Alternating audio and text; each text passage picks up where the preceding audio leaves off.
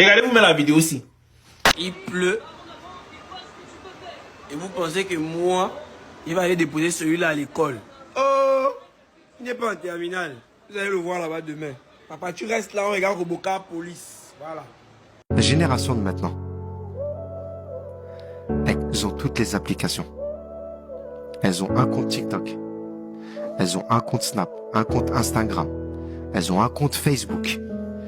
Elles parlent avec tout le monde sur les réseaux. Elles regardent les vidéos de tout le monde. La plupart, elles savent même pas cuisiner. Elles savent rien faire. C'est-à-dire, en fait, qu'est-ce qu'on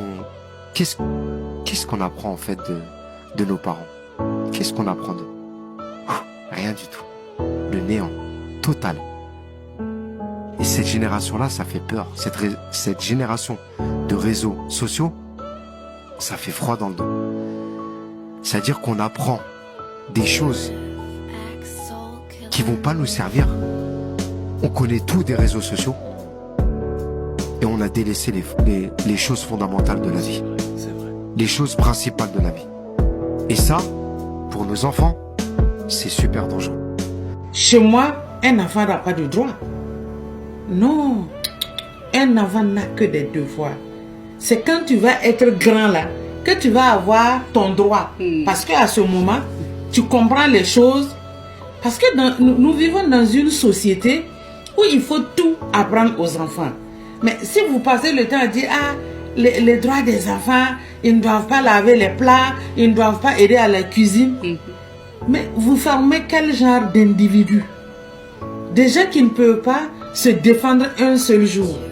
Vous pouvez trouver aujourd'hui des filles de la nouvelle génération qui ne savent même pas cuire un œuf. Quand un jeune qui a été éduqué très bien dans sa famille, dans sa communauté, et qui connaît les valeurs fondamentales de la famille, se retrouve en face d'une femme de ce genre-là, tu as beau être jolie comme là. C'est pas facile. Mais l'éducation de la jeune fille aujourd'hui est nulle parce que les femmes n'éduquent plus leurs enfants. Il n'est pas rare de voir des filles qui ne savent même pas cuire un œuf, qui ne peuvent même pas laver leurs sous-vêtements. Mais quand les mamans sont complices de